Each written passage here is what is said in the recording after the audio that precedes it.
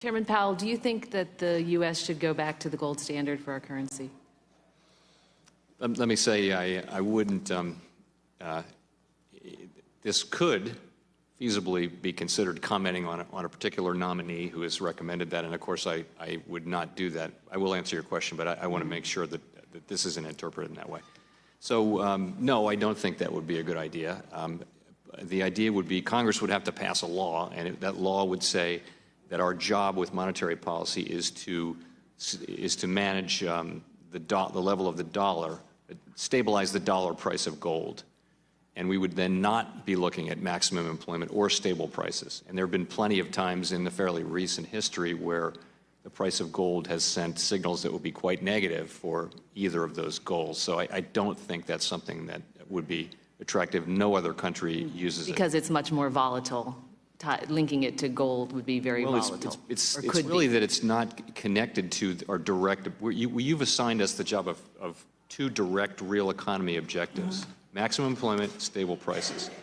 If you assigned us stabilize the dollar price of gold, monetary policy could do that, but the other things would fluctuate, and we wouldn't care. We wouldn't care if unemployment went up or down. That wouldn't be our job anymore. So I think that would be difficult to explain to the public. And that's not a positive mission for the Fed. You're much better mission for the Fed is what you're doing right now. Well, this is why every country in the world abandoned the gold standard some decades ago.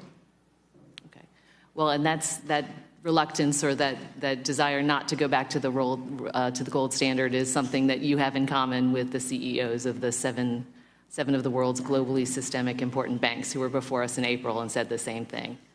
But it is worth noting that last week the president nominated Judy Shelton for a seat on the Fed, and she is similar to two of his other would-be nominees in that she does favor a return to the gold standard. So I assume from your earlier answers that you don't share that view. I don't share that view, but I would never comment on the views or any particular nominee. We do not play a role in the nomination process. It's totally up to the president and the Senate in that, and we just are completely on the sidelines there.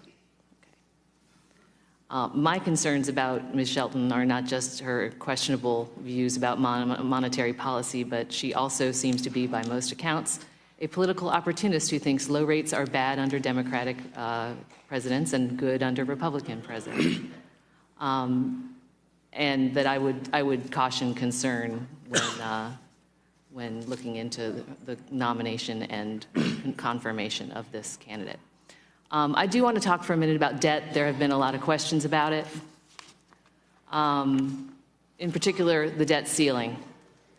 On Monday, the Bipartisan Policy Center projected that the U.S. Treasury could run out of money by early September if Congress doesn't raise the debt ceiling. And that's actually because the government brought in far less in corporate tax revenues this year than was projected as a result of the tax cuts. Because spending's only one side of the ledger, right? We need to look at the revenues. And there's a possibility that the U.S. could default on its debts. What would Congress's failure to raise the debt ceiling, what would that mean for the U.S. economy? So I think it's essential that Congress raise the debt ceiling in a timely way so that the United States continues to pay all of its bills when and as due. I think any other outcome is unthinkable.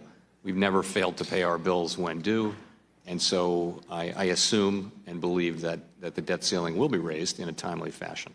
What would it mean for the economy and for interest rates if we failed to do so? I think it would be very uncertain territory. If the United States were to stop paying its bills, it would be, I wouldn't be able to capture the range of possible negative outcomes from that. The loss of confidence in our ability to run our fiscal house could be substantial. It would be a lot of uncertainty, and I just think it's beyond contemplating that.